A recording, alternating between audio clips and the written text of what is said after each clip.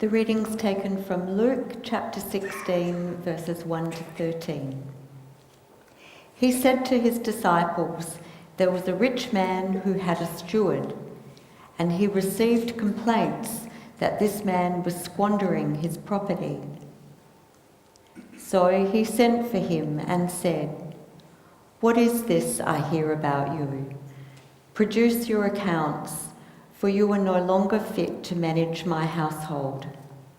The steward said to himself, 'What am I going to do now that my employer is going to dismiss me from my post? I am not strong enough to dig, and I can't sink to begging.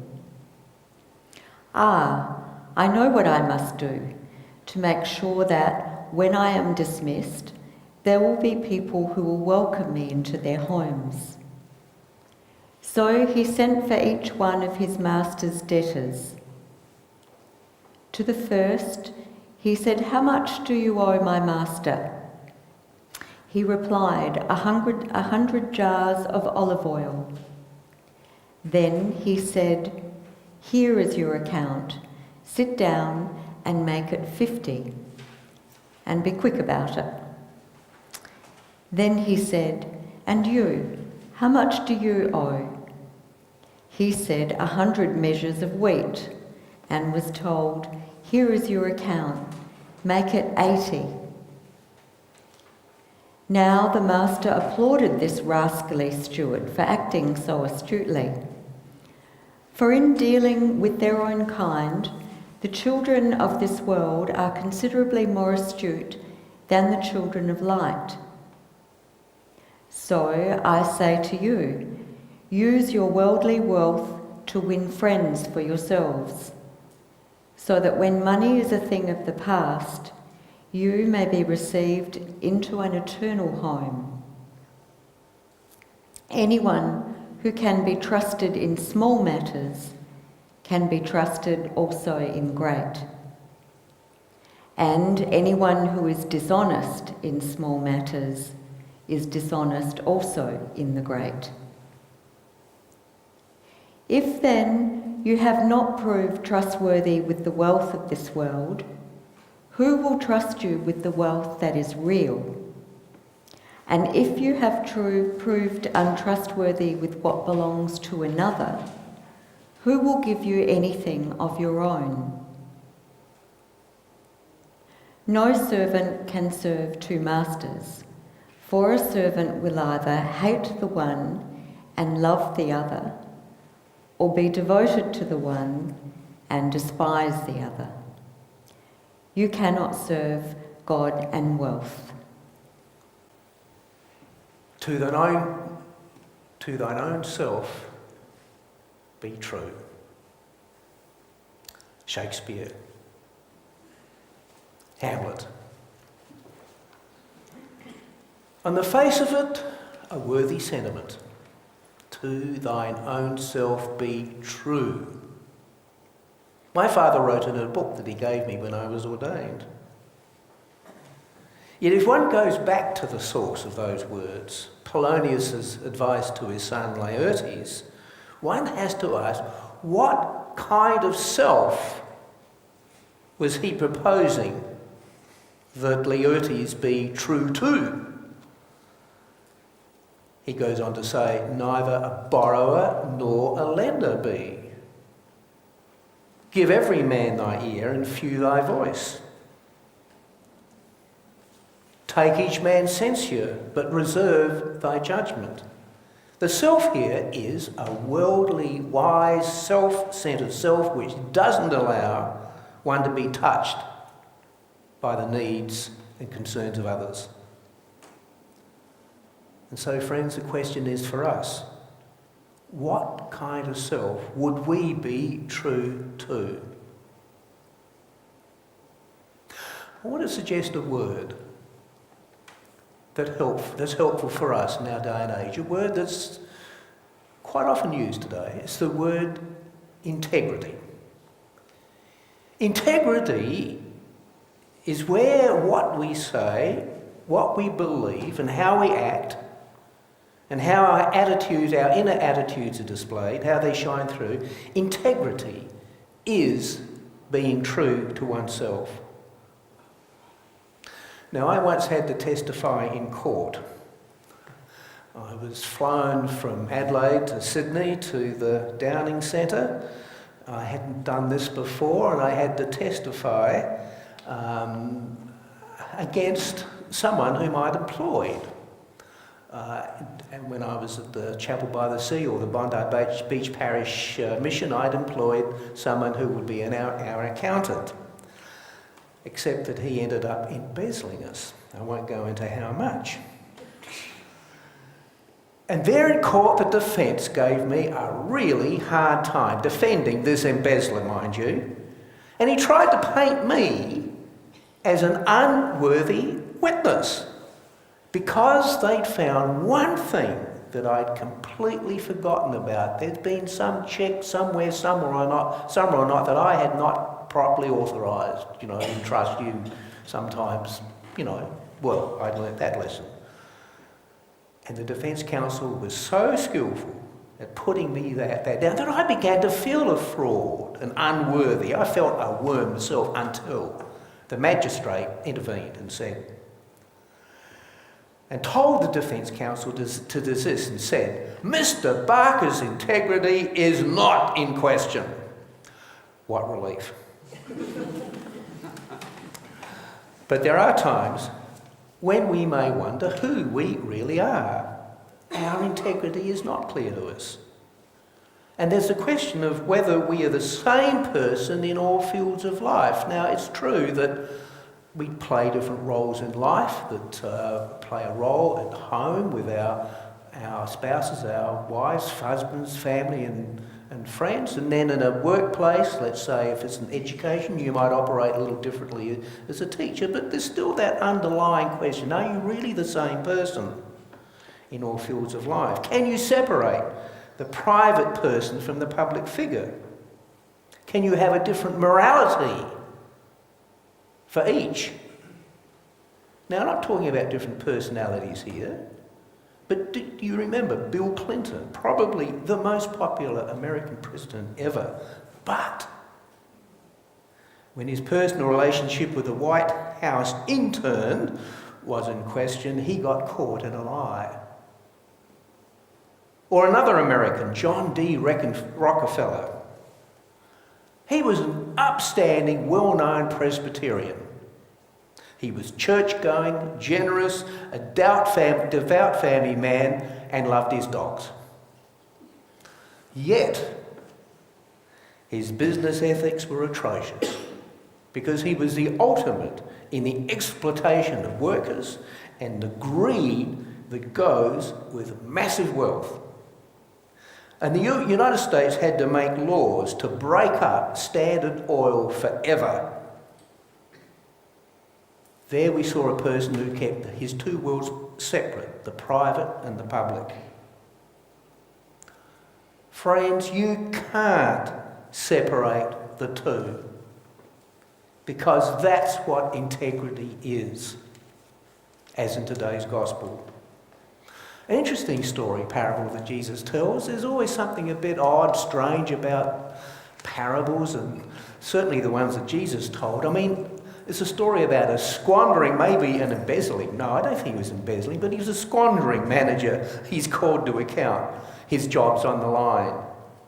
His honesty is questioned. Now, he's not prepared to do manual work. He's too proud to have handouts, so what does he do? He did favours to his master's clients. He put them in his debt by reducing their debt. In those days, it was a practice to make loans using your master's capital possessions, and then, of course, you would take a big commission, so the debtors are in his debt, but he did them a favour. And his master was impressed. He made friends with the people who would then help him. It was like, you owe me, he could go to the people who he'd been reducing their debt. He'd say, you owe me. For this shrewdness, not his dishonesty, that's an important distinction, for this shrewdness, he's commended by his master and by Jesus. What do we make of all this? Well, we have Jesus' own interpretation. Jesus is suggesting that we too, we disciples of Jesus, need to be a little more shrewd as the children of light. Now, often this is not the case. Why? Well, we people in churches can be extremely naive and trusting of others who can't be trusting. I trusted someone who'd be our accountant back there in Bondi. I should have, if I'd have checked, I would have discovered he had a police record. Now we do that as a matter of course these days, don't we? But Jesus goes further. Make friends, he says, with the wealthy of this world. Obviously, Jesus was not world negating. And I can remember we got into a bit of bother, again, harking back to the time in Bondi. We actually had a resistance from the Bondi hotel. And the assistance was that the pub keeper, the woman who ran the hotel, she put a levy after a certain hour on drinks. And the levy was to go to support our project with the homeless. And guess what? Customers were willing to pay. They said, this is for the... Yeah, we'll pay a bit more. Yeah, if it's for what we're doing, and Norman Andrews' house, we'll help that adventure. It's great. It's for the homeless. We got in a bit of trouble with that from other people in the church who thought the church had been a Methodist church should never have done that kind of thing. But Jesus goes on to make the point. Whoever's faithful in little is faithful also in much, and whoever is dishonest in a little is dishonest in much. And then goes on to say, if you then have not been faithful with the dishonest wealth of this world, who will entrust you again with true riches? What Jesus is saying, you cannot separate the different parts of your lives and use different standards for each. So let me just spell out three more things about what integrity in the 21st century. Friends, I think first of all it means, as the children of light, we are to be the trustworthy ones. We're the people who never have to lie. I don't think it means that perhaps we may never lie, but we're not the people who have to sort of cover up. Now you might like to say, this is too hard, I'm not perfect. But don't you remember when Jesus said, whoever's without sin cast the first stone? What does that imply? Being children of the light includes having the courage to acknowledge when we are sinful, when we are greedy, if we are callous, and if we actually misuse our power, which quite often can be power misused more often within the more intimate family circle. So be careful in casting stones. The gospel here is truly liberating. Being in need of forgiveness, we are given permission to be truly open about our lives in every respect. We are the children of light. Secondly, this passage connects with a theme that's been running through the gospel readings in recent weeks. What, above all, is important to you? Where is your allegiance really? What is the overriding value that puts everything else into context? And the litmus test is money. Wealth and our attitude to it. On this, Jesus is always direct. Where your treasure is, there is your heart also. You cannot serve God and wealth. If your wealth has a hold over you, then let it go. There's no pretending that that's easy. Remember the story of the rich young ruler. But then thirdly, I think that Jesus then moves to the basis for our integrity, that which truly fills life with fullness. Jesus' integrity is based on compassion, especially to those who are denied life. Jesus said, "Seek first the kingdom of God, and all these things will be added unto you." All these things will be put into the right perspective, into their place. Seek first the divine commonwealth. Seek first the equity, justice and peace of this new way of relating. Then all other things will fall into place. This also reinforces our earlier point. We can't afford to be naive about the way the world works. We have to have our eyes open to the vested interests that dominate this world. This is why we have to ask, what do others seek first? What are the guiding principles that determine the priorities and principles of, for example, political parties and the candidates they put forward? Bloy, a Frenchman in 1906, said, "Money is the blood of the poor." Does that sound harsh? It's pretty harsh. But what he was trying to say in the global context, this is why rich nations remain rich, because of the poverty in the third world. Joseph Donders, a Dutch Dominican, I think he was, priest, worked in Africa, knew what it was like to live in the third world. He revisited the Netherlands. And he went back to his home place and he looked around and he couldn't believe it. All the factories were gone.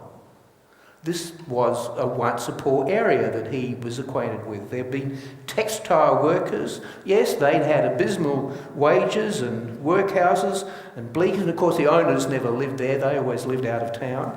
What happened? Well, conditions changed. That affluence came and the town actually prospered. But so why are the factories closed? Those factories had moved to third world countries where the pay is low, social provisions are nil, unions are banned, and profits are made at the expense of inhuman conditions. Money, the blood of the poor. So let's be clear about power and vested interests. Be shrewd for the sake of the kingdom. Be shrewd for the sake of the kingdom's purpose, so we know that what we're on about and what we might actually be up against. And lastly, be aware that an integrity based on compassion doesn't always guarantee an easy life. Jesus was sold as a slave. There was blood money there. Dying on the cross was the price of his compassion. But nevertheless, we proclaim that this is a redemptive act that illuminates that freedom and integrity in its own way triumphs. And if vilified and misunderstood or set up or accused falsely or being kind of dismissed as being, bleeding heart people, if you're set up and accused falsely, your consolation is, friends, that you carry your integrity within you. Thus, integrity is a gift of grace. The different parts of our lives are reconnected or healed, and we are given the courage to be true to ourselves. Thus, we can say confidently that we seek to thine own self be true. Amen.